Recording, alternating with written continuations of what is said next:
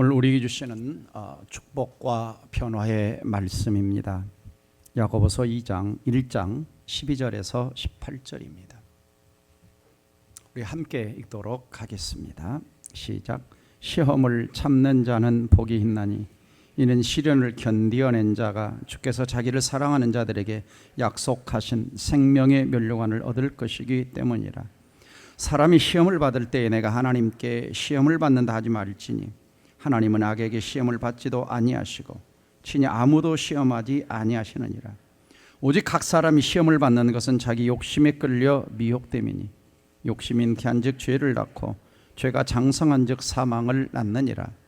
내 사랑하는 형제들아, 속지 말라. 온갖 좋은 은사와 온전한 선물이 다 위로부터 빛들의 아버지께로부터 내려오나니 그는 변함도 없으시고 회전하는 그림자도 없으시니라. 그가 피조물 중에 우리로 한 천 열매가 되게 하시려고 자기의 뜻을 따라 진리의 말씀으로 우리를 낳으셨느니라. 아멘.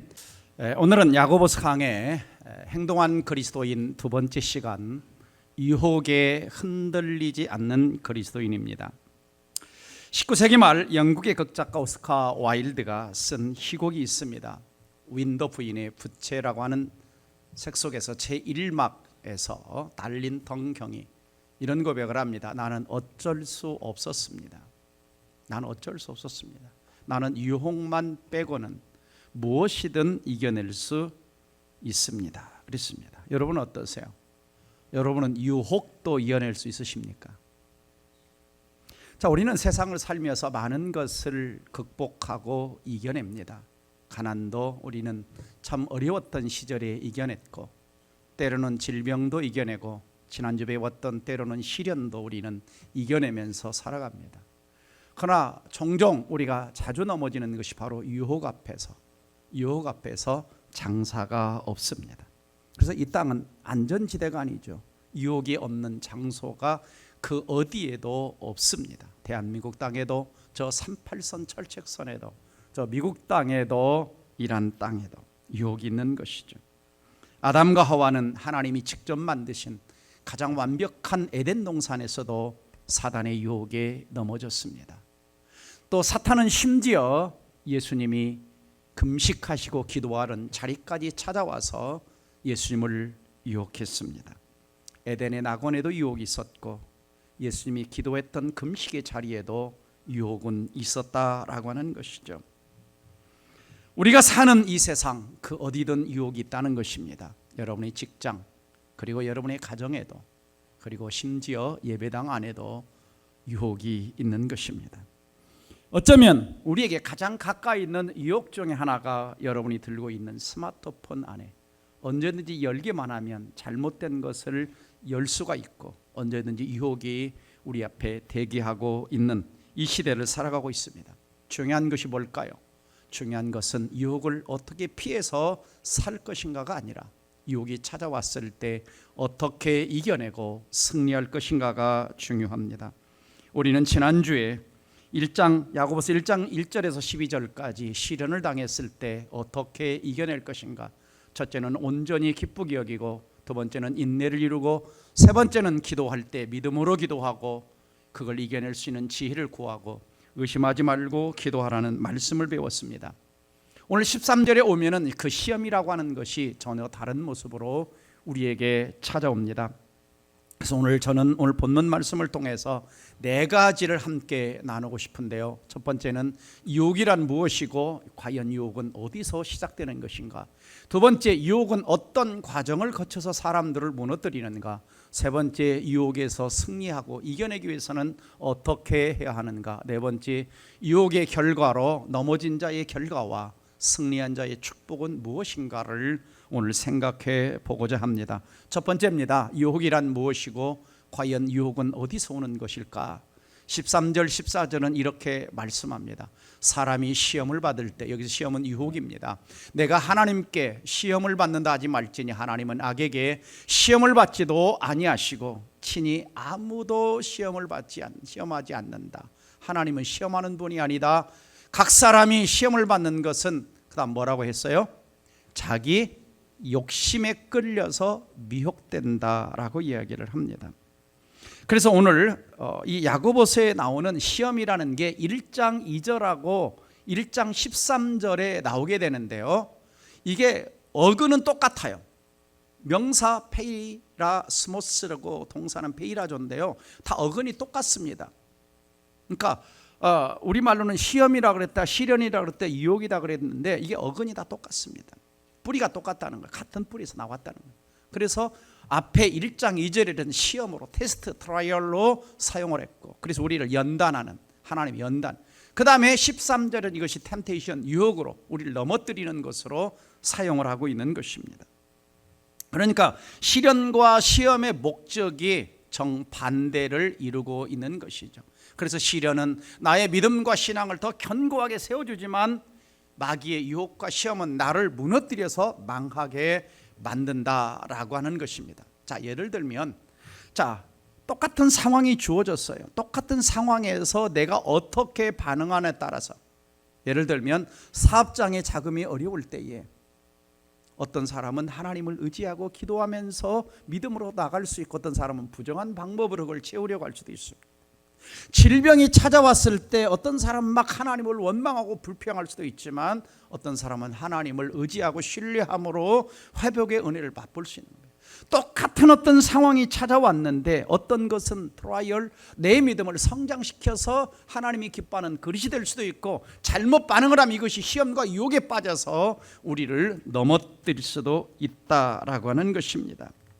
똑같은 상황에 반응이 중요하다라고 하는 것이죠.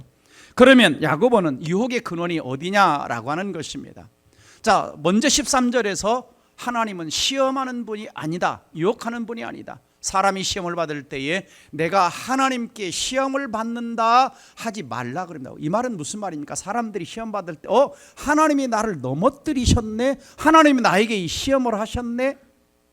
그래서 사람들이 뭐라고 말하냐, 하나님이 나를 이런 환경에 두지 않으셨더라면, 하나님이 저런 사람을 내 곁에 있게 하지 않으셨더라면 내가 유혹에 넘어지지 않았을 텐데, 그런 말 하지 말라는 겁니다.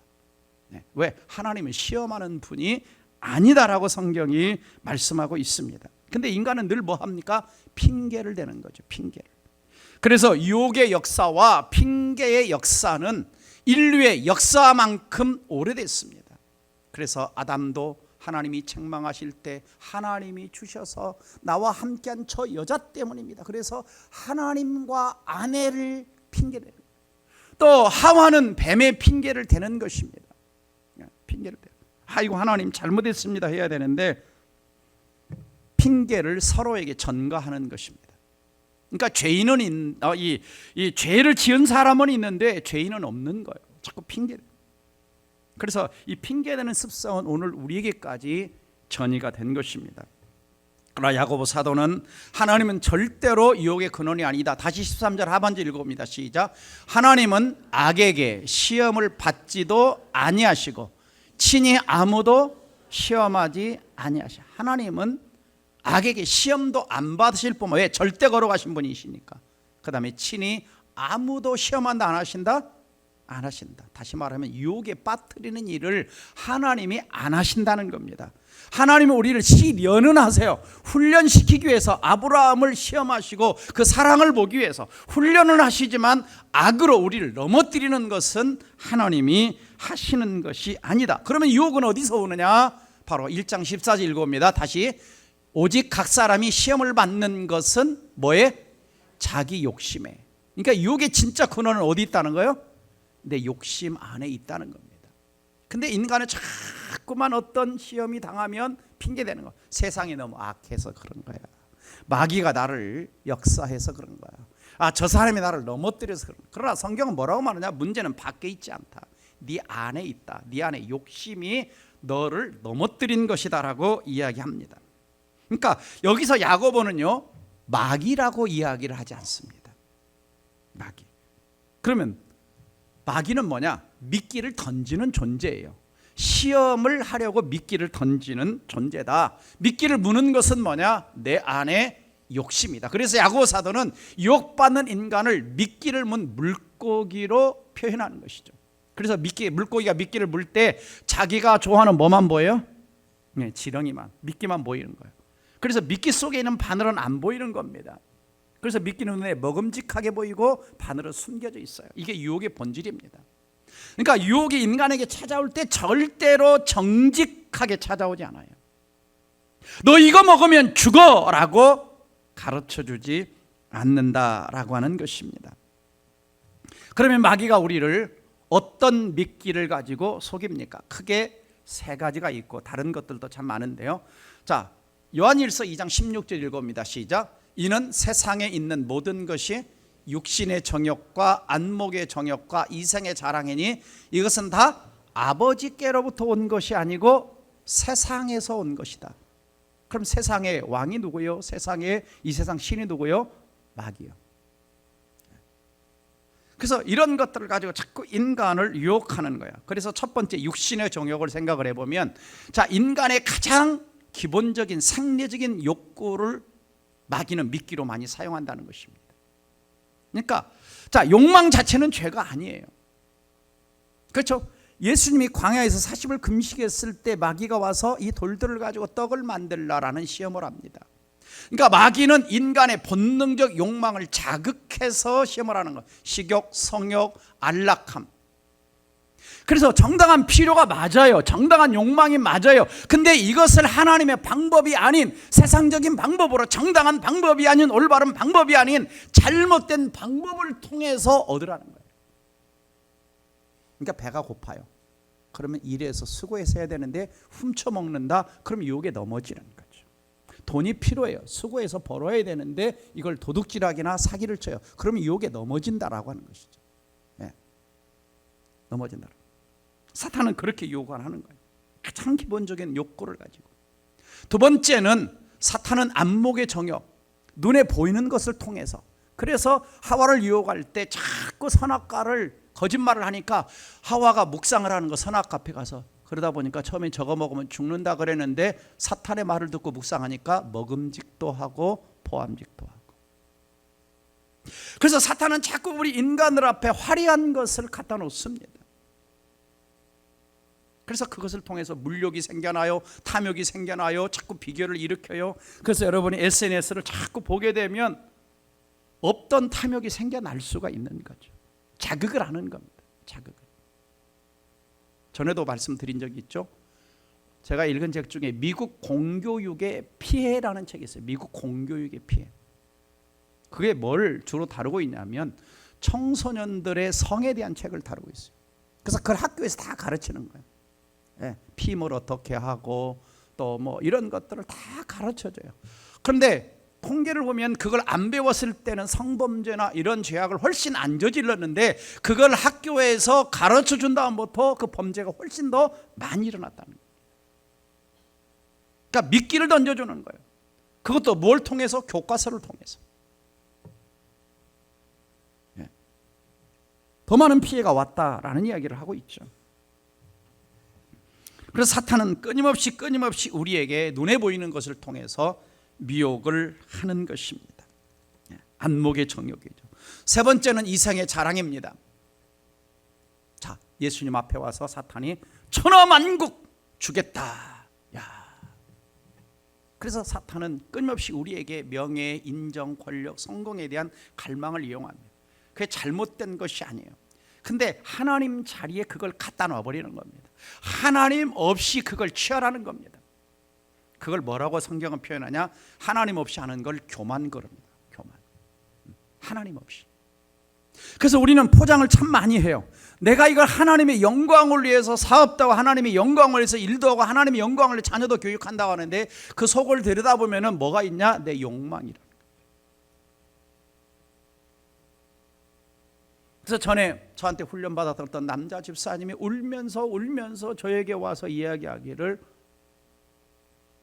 자기가 하나님의 영광을 위해서 교수를 하고 있다고 생각을 했는데 하나님이 그러시더래요. 그건 네가 겉으로 포장한 거고 사람들한테는 내가 하나님의 영광을 위해서 교수한다고 그러고 실제는 네 욕망 아니냐 그러더래요. 네 욕망. 네 스스로가 너 자신을 위해서 네가 진짜 너가 나를 위해서 교수하고 있느냐라고 지적을 하시더래요.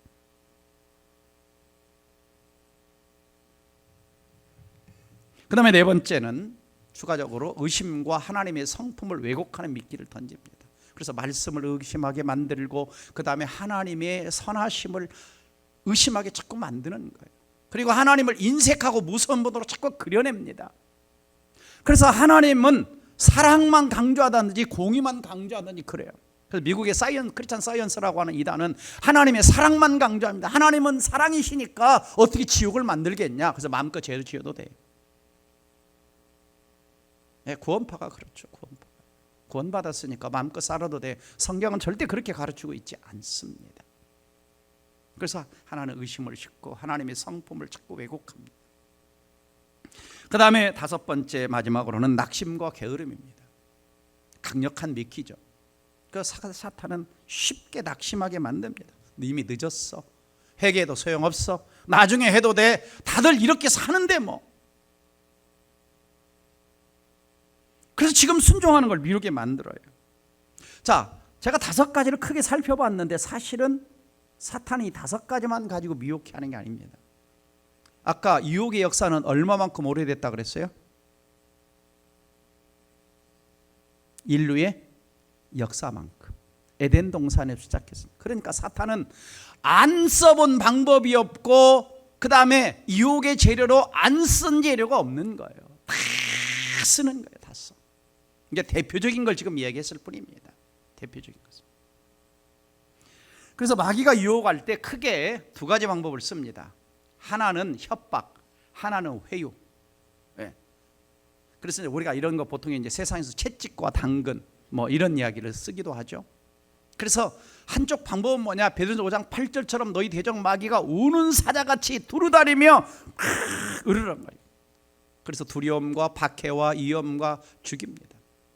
그래서 초대교회 성도들은 보면은 예수 믿지 못하게 하려고 재산을 박탈하고, 너 예수 안 믿는다고 한 번 말하면 살려줄게. 근데 예수 믿는다 고백하면 그 로마의 콜로세움 원형 경기장에서 사자밥이 되는 겁니다.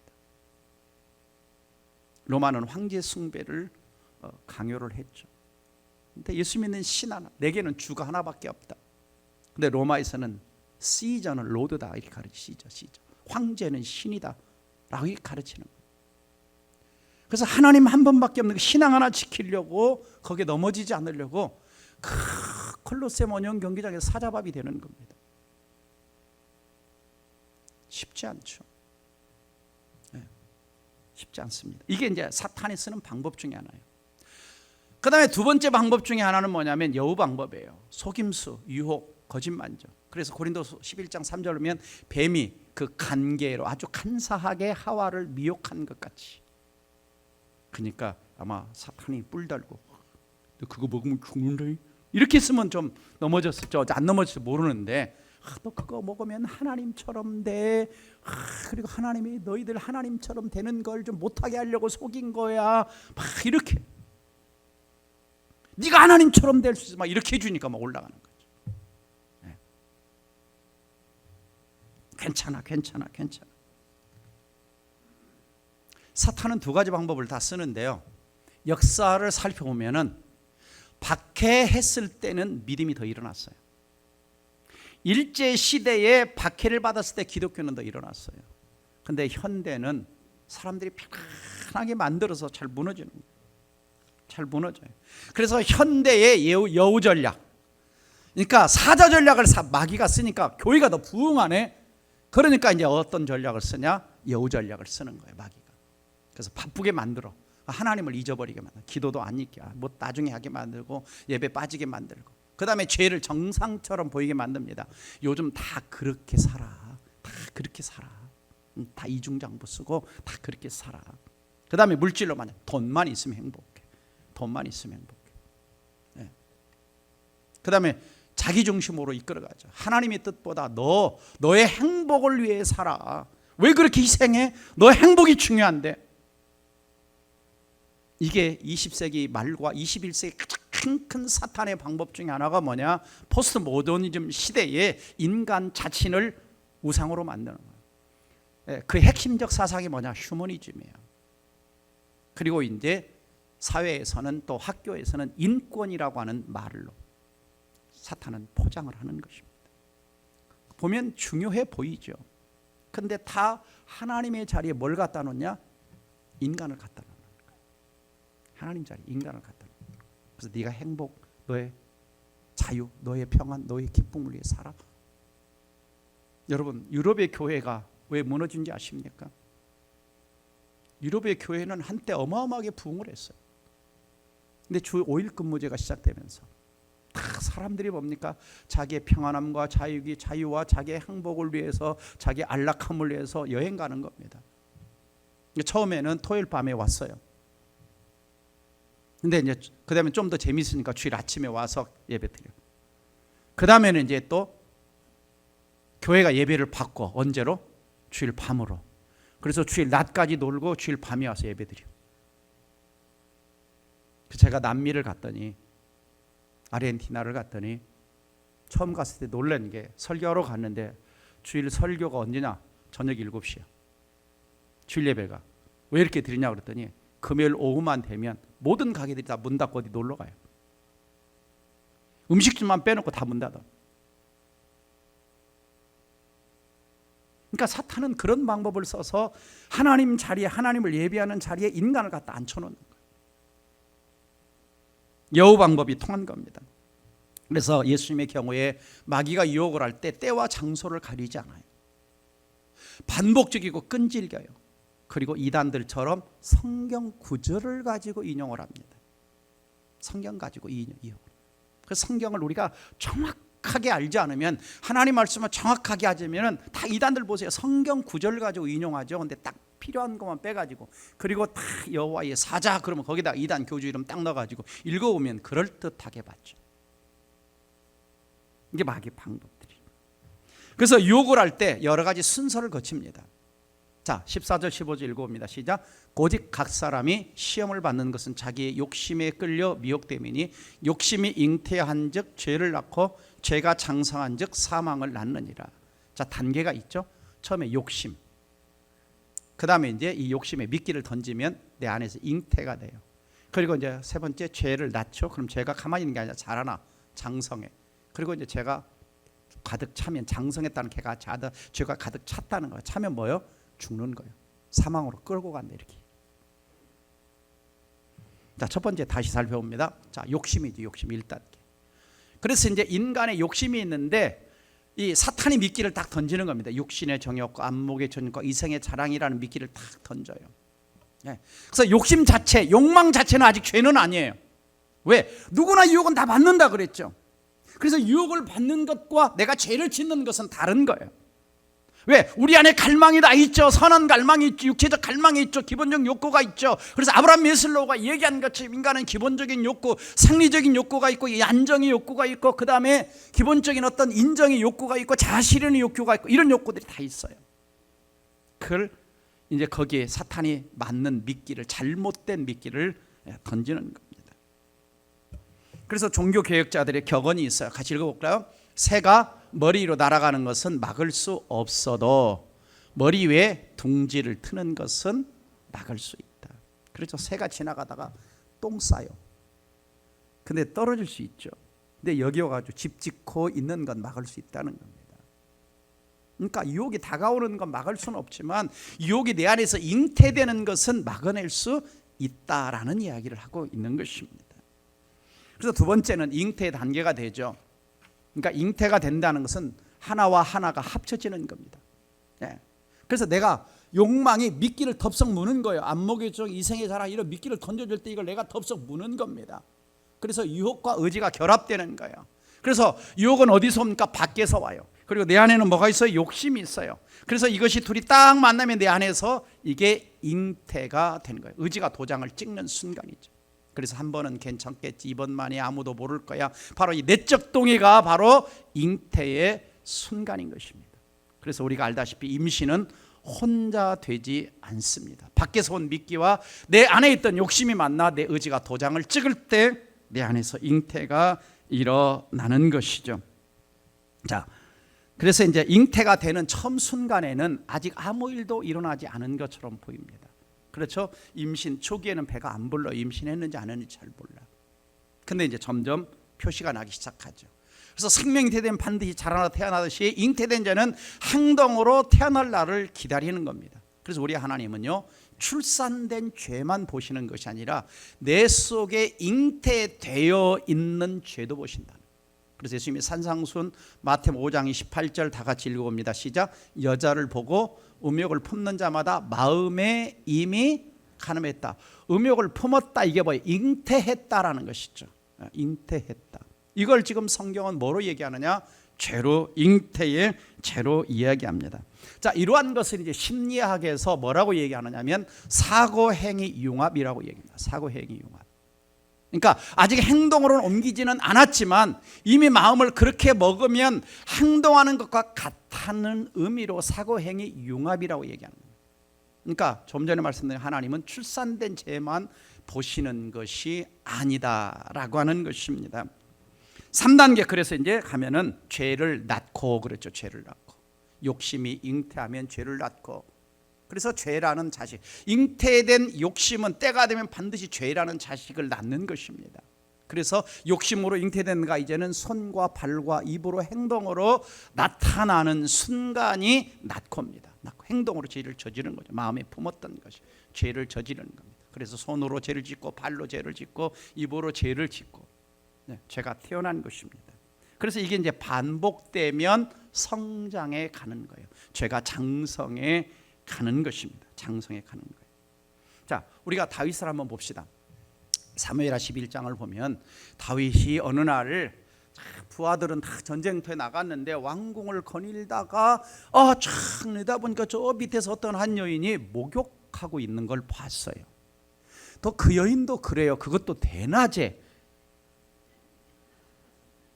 아니, 다윗이 그 왕궁에 산다는 걸 알 텐데 왕궁 보이는 쪽에서 목욕을 하고 있었던 거죠. 그러니까 이제 우연을 가장한 미끼입니다. 왜? 거닐다가 보고 싶어 온 게 우연히 그냥 보인 거요. 그렇죠? 근데 2단계, 사람을 보내 누군지 알아냅니다. 이제 뭐가 되기 시작하는 거예요? 죄가 잉태되기 시작하는 거예요. 그래가지고 우리아의 아내랑 부하의 아내 전쟁터 나갔네. 그럼 여기서 뭐 해야 돼요? 멈춰야 돼요. 안 됐구나. 알았어. 끝 해야 되는데 어떻게 해요? 3단계로 가요. 사람을 보내 그 여인을 데려와 동침을 하게 되죠. 네. 자, 이런 단계를 거치는 거. 이게 지금 이제 야고보서 1장이 15절에 나오는 과정을 그대로 하죠. 자, 한 번 더 봅시다. 아간을 봅시다. 자, 여호수아 7장 21절 다 같이 시작. 내가 노략한 물건 중에서 시날산의 아름다운 외토 한 벌과 은 200세겔과 무게 50세겔 되는 금덩이 하나를 보고 탐내어 가졌다. 자, 미끼가 눈에 보였어. 금덩이가 보여서, 외투가 보였어요. 그럼 보고 뭐 해야 돼요? 그거 손대면 안 되는 거예요. 네, 죽어요. 근데 마음에 탐이 났어. 잉태가 된 거예요. 마음속으로. 야, 저거 가져야 돼. 그 다음에 그걸 뭐 했어요? 가졌나이다. 죄를 출산하는 거예요. 그래서 다 온 가문이 망하죠. 사망을 낳는 거. 그렇죠. 그래서 죄는 네 번째 단계로 결국 사망을 낳는다. 죄가 장성한 즉 자란다 그러죠. 완성돼 간다. 그래서 죄는 태어난 그대로 가만히 있지를 않아요. 반복 자라가는 겁니다. 마지막은 사망이다라고 성경은 가르치고 있죠. 로마서 6장 23절에서도 죄의 삭은 뭐다? 사망이다. 다시 말하면 한 번의 거짓말은 반복적 거짓말을 해서 진짜처럼 거짓말로 자라가는 거예요. 한 번의 타협은 습관이 되고 습관은 중독이 되는 거예요. 그리고 중독은 나를 지배하는 주인이 되는 겁니다. 그래서 죄를 거절하지 못하고 반복해서 계속 죄를 짓는 이걸 뭐라고 말하냐? 충동 조절 장애라고 합니다. 이걸 다른 말로 심리학 용어로 중독이라고 그래요. 심리학 용어로 중독. 알코올 중독, 도박 중독, 게임 중독. 이 상황이 되면 조절이 잘 안 돼요. 그 힘보다 더 큰 어떤 힘이 작용해야만 이걸 이겨낼 수가 있는 겁니다. 참 어렵죠? 네. 여러분, 유혹은 사건이 아니라 과정 가운데 일어나는 겁니다. 어쩌다 보니 내가 여기서 죄를 지었다가 아닙니다. 단계를 거친 겁니다. 요즘 매일 뉴스에서 나오는 한 사건이 있습니다. 경찰관의 자녀의 한 사건, 살인 사건이죠. 근데 어느 날 우범죄, 여자를 보고 우범죄, 살인죄를 저지른 거잖아. 그 전에 예행 연습이 다 있었다는 거, 과정이 있었다는 거, 단계가 있었다는 거예요. 그걸 또 이제 경찰관이다 보니까 은폐하려고 시도를 했고, 이것이 이제 사회에 다 드러나지 않았습니다. 단계가 있는 거죠. 그래서 항상 이 경찰들은 뭘 보냐? 이 사건이, 이 범죄가 의도적인가, 우발적인가. 우발적일 때는 범죄 이 형량이 작지만 계획적이었을 때는 형량이 높습니다. 그 과정을 보는 거예요. 과정. 그렇죠? 자, 여러분 어떠세요? 혹시 여러분의 내면을 좀 들여다보세요.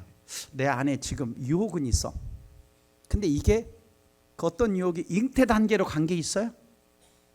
그리고 3단계 가서 죄를 낳아서 뭔가 좀 즐기고 있는 것을 반복적으로. 그럼 이제 아직 뭐가 안 일어났냐? 아직 사망 단계는 아직 안 가. 자, 죄를 어느 단계에서 끊었어야 돼서 아까 다윗 어디서?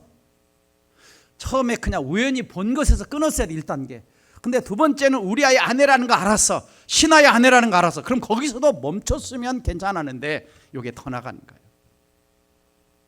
이제 이게 더 나가면 그걸 이겨내려면 피 흘리는 싸움을 하게 돼요. 유혹을 받았을 때 여기 1단계나 2단계 막 잉태되려고 하는 그 순간에 이겨내면 이 별로 이 노력이나 이 피 흘리지 않아도 되는데 3단계로 제가 딱 잉태가 돼서 출산하게 되면 그때 그걸 이겨내려면 어마어마하게 어려운 겁니다. 어마어마하게 어려운. 네. 중독 단계가 되면은 더 어려운 겁니다. 그렇잖아요.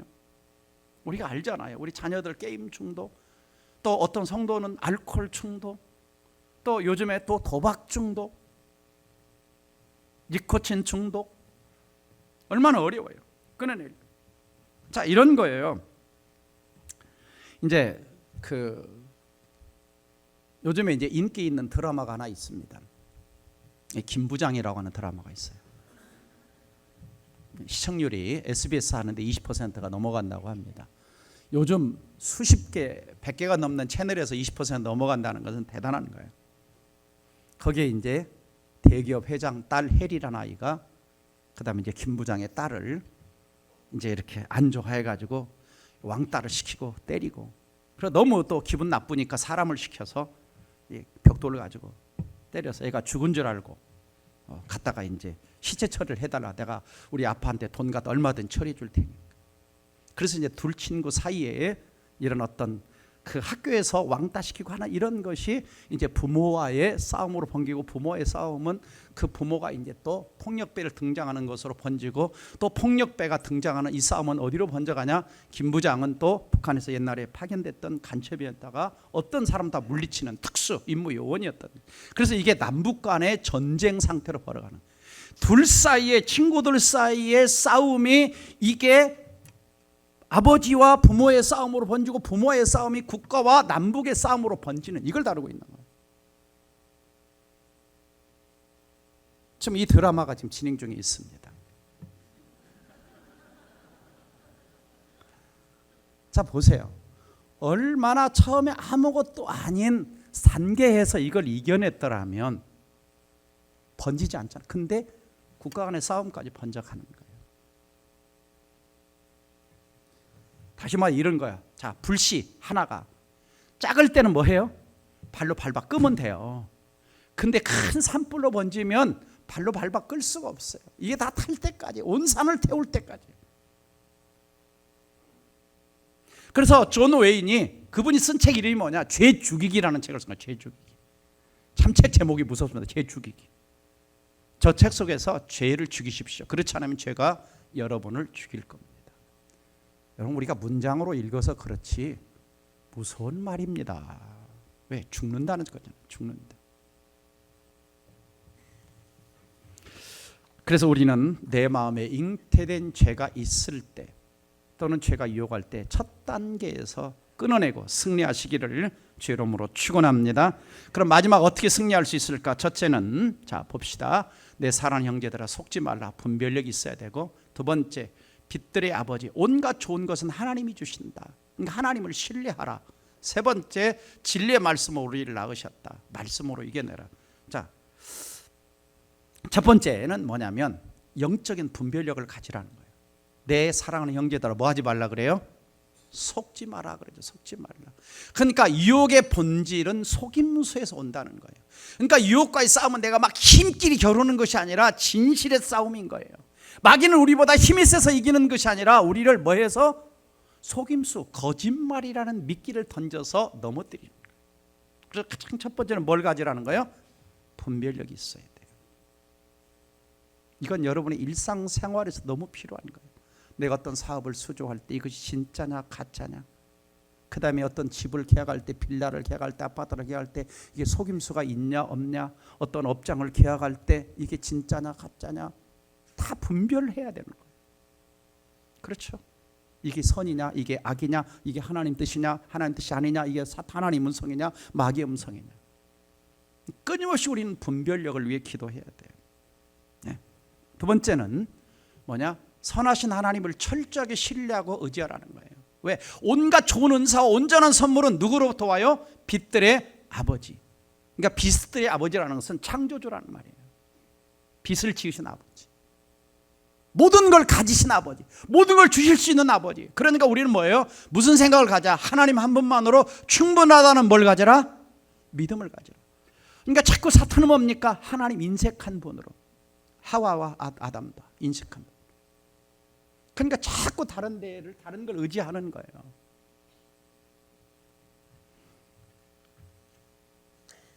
그래서 빛들의 아버지다, 빛들의 아버지다 라고 이야기를 하고 있습니다.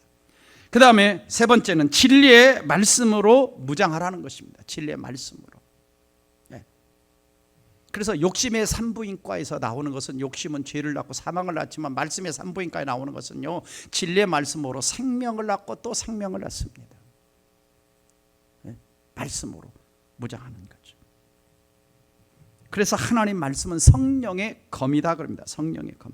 그래서 예수님을 보면 뭐로 이기느냐? 마귀가 시험할 때 다 신명기의 말씀을 인용해서 기록되었으되 기록되었으되 기록되었으되 해가지고 뭐로 이깁니까?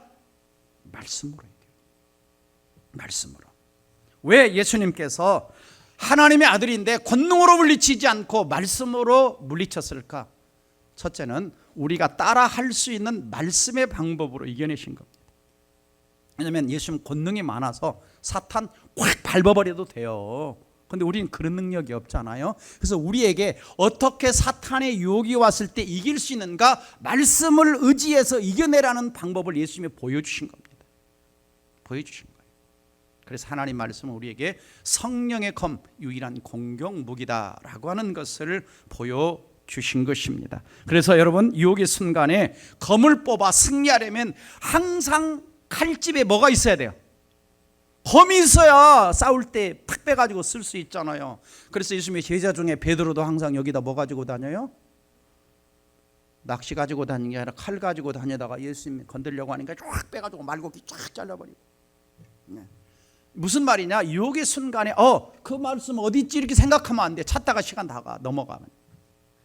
평소에 말씀이 머릿속에 마음속에 암송이 돼 있어야 유혹할 때 다 말씀으로 이기는 거예요. 그래서 시편 119편 11절 시작. 내가 주께 범죄하지 아니하라여 주의 말씀을 내 마음에 두었나이다. 범죄하지 아니하라. 시험에 넘어지지 않으려고 주의 말씀을 항상 암송하고 있었습니다. 기억하고 있었습니다 라고 하는 것입니다. 그래서 성경을 많이 암송하시고 성경 공부에 열심히 참여하시기 바랍니다. 네 번째는 유혹에서 피하는 것이 이기는 것입니다. 그래서 음행은 피하라 그랬어요. 고린도서 6장 18절에서 디모데서 2장 21절 청년의 정욕은 피하라 그랬어요. 그러니까 유혹의 자리에 가서 술 많이 마시는 술집 자리에 가서 이걸 다 이겨낸다. 나 술 안 먹어. 이게 잘 안 된다는 거예요. 룸살롱에 가가지고 나는 안 넘어가. 거기 안 가는 게 이기는 거죠. 안 가는. 그래서 유혹은 멀리할수록 승리는 가까워지는 것입니다. 그래서 우리는 유혹은 피하는 것이 이기는 것이다. 그래서 요셉을 보면 그렇습니다. 자, 보디발의 아내가 딸마다 같이 찾아 청하였으나 듣지 아니하고 동침하지 아니할 뿐더러 함께 있지 않았다. 함께 있잖아. 그렇다고 옷자락 잡으니까 옷을 벗어버리고 도망갔다. 물론 그 대가가 감옥이었어요. 그 대가로 감옥에 갔지만 하나님은 감옥에서 그를 요셉의 총리로 등극시키려고 준비하고 계셨던 것이죠. 나는 억울한 감옥이라고 생각했는데 하나님은 그 자리에서 그를 등극시키려고 기다리고 계셨던 것입니다. 유혹의 대가가 감옥이 아니라 총리로 등극하는 하나님의 준비가 있었던 것을 볼 수가 있습니다. 그래서 우리는 유혹에 대해서 좀 단호해야 돼요. 예수님은 마태복음 5장에서 뭐라고 하느냐, 단호하게 차단하라. 자, 예를 들면 내 오른눈이 너로 유혹에 넘어지게 딱 했어요. 그거 뭐 하라 그래요? 이게 얼마나 무서워요. 오른손이 잘못했어요. 확 잘라내버리라 그럽니다. 무슨 말이에요? 진짜 눈 빼라고 팔 잘라내라 그렇게 했어요? 그만큼 유혹에 대해서 뭐 하라? 첫 단계에서 단호하게 끊어내라는 거예요. 그렇지 않으면 유혹을 이겨내기 어렵다는 것입니다. 어렵다는 거예요. 어렵다는 거예요. 마지막 5번째는 승리하는 비결은 기도입니다. 그래서 예수님께서 주기도문에서 우리를 뭐에 들게 하지 마시고 시험에 들게 하지 마시고 악에서, 여기서 악이라는 것은 이 더 데빌로 나와, 더 데빌, 마귀로 나와 있어. 마귀에게서 구하시옵소서. 시험에 들지 마. 유혹, 템테이션으로 되어 있습니다. 기도하라는 거예요. 그래서 예수님께서도 제자들에게 시험에 들지 않게 깨어 기도해라 그럽니다. 근데 안 깨어 있고 잠만 콜콜 잤죠. 그래서 예수님이 십자가 잡혀가실 때 어떻게 되죠? 다 예수님을 3번씩 부인하고 다 도망가 버리고 시험에 넘어진 겁니다. 마지막으로는 예수 그리스도의 십자가를 붙들라라고 하는 거죠. 예수님은 시험을 받아 고난을 당하셨기 때문에 시험 받는 자들을 능히 도와주실 수가 있습니다. 똑같이 시험을 받으신, 그러나 죄는 짓지 않으신, 그래서 우리는 주님 앞에 나가서 얼마든지 승리하신 주님의 도움을 구함으로 승리할 수가 있습니다. 그래서 유혹에 넘어지면 어떤 결과가 찾아오느냐, 15절 보면 죄가 장성한 즉 뭘 낳는다? 사망을 낳는다. 2가지 의미가 있어요. 하나는 진짜 죽는 거예요. 하나는 하나님과 단절되는 겁니다. 죄의 삭은 사망이라고 그랬죠. 그래서 아담과 하와 한 사람으로 말미암아 죄가 세상에 들어오고 죄로 말미암아 사망이 왔나니 이와 같이 모든 사람이 죄를 지었으므로 사망이 모든 사람에 이르렀다. 아담과 하와의 죄는 전 인류의 하나님과의 단절이라고 하는 죽음, 육체의 죽음이라고 하는 엄청난 결과를 가져온 것입니다. 아간의 죄는 자신의 가족들을 다 그냥 죽음에 몰아넣고 다윗은 그 죄를 지음으로 칼이 집안에서 떠나지 않는 그런 고통의 시간들이 있었죠. 그래서 사탄은요, 우리에게 알코올 중독이 신체 미치는 영향, 이거 안 가르쳐 줍니다. 근데 유일하게 우리에게 가르쳐 주는 한 가지가 있어요. 담배를 피울 때 폐에 미치는 영향. 그래가지고 담배값에다가 폐가 담배 피워서 망가진 거, 병든 거 딱 사진 찍어서 올려놨어요. 그걸 보고도 피는 사람들은 강심장입니다. 왜? 자기 폐가 그렇게 망가지라고 피는 거예요. 그게 뭐냐? 행동조절장애, 중독이라는 거죠. 그보다 센 하나님의 능력을 덧입지 않으면 어려운 겁니다. 어려운 거예요. 예. 그래서 이 유혹의 문제는 단지 도덕과 윤리의 문제가 아닙니다. 영적인 문제로 봐야 돼요. 왜냐? 죽음과 사망 문제잖아요. 축복과 저주의 문제잖아요. 그 다음에 이 하나님의 복이냐 하나님의 저주냐 문제예요. 삶과 죽음의 문제예요. 구원과 멸망의 문제예요. 그래서 유혹에 넘어진 것은 끝은 아닙니다. 십자가를 통한 회복의 기회가 있어요. 다윗은 넘어졌죠. 그러나 나단 선지자의 책망을 듣고 여호와께 범죄하였습니다. 즉시 회개했고 하나님은 그 회개를 받으사 성군 다윗이 되게 했습니다. 그래서 하나님 오늘 또 우리에게 너희가 잘못했냐, 넘어졌냐, 죄를 지었냐 바로 고백해. 그러면 불의에서 깨끗게 하시고 우리를 회복하신다고 약속하고 있습니다. 나는 안 되라고 하지 말고 언제나 십자가 앞에 엎드리시기를 주의 이름으로 축원합니다. 말씀을 맺습니다. 자, 그다음에 유혹을 이겨낸 자에게 축복은 지난주 말씀처럼 유혹을 이겨낸 자, 시련을 이겨낸 자가 자기를 사랑하는 자들이 약속하신 뭘 준다? 생명의 면류관. 이것은 시련과 시험 똑같이 생명의 면류관이에요. 그리고 먼 미래 생명의 면류관만 주시는 거 아니라 현재 하나님과 막힘없는 교제의 복을 주시고 거리낌 없는 양심의 복을 주시고 무너지지 않는 가정의 복을 주시고 신뢰받는 인격의 복을 주시고 나의 힘이 아니라 주의 은혜로 이겼다라고 하는 살아있는 간증의 복을 주실 줄 믿습니다. 말씀을 정리합니다. 시험과 유혹 없는 신앙생활은 없습니다. 에덴동은 시작된 사탄의 시험과 유혹은 아직도 끝나지 않습니다. 항상 마귀의 미끼 속에는 안목의 순종, 이생의 자랑, 미끼 속에는 바늘이, 나를 넘어뜨리는 바늘이 숨어 있다는 것을 잊지 말아야 되고, 유혹은 하나님이 아니라 내 여기서 시작된다. 그래서 항상 우리 마음 관리를 잘 해야 된다라고 하는 것입니다.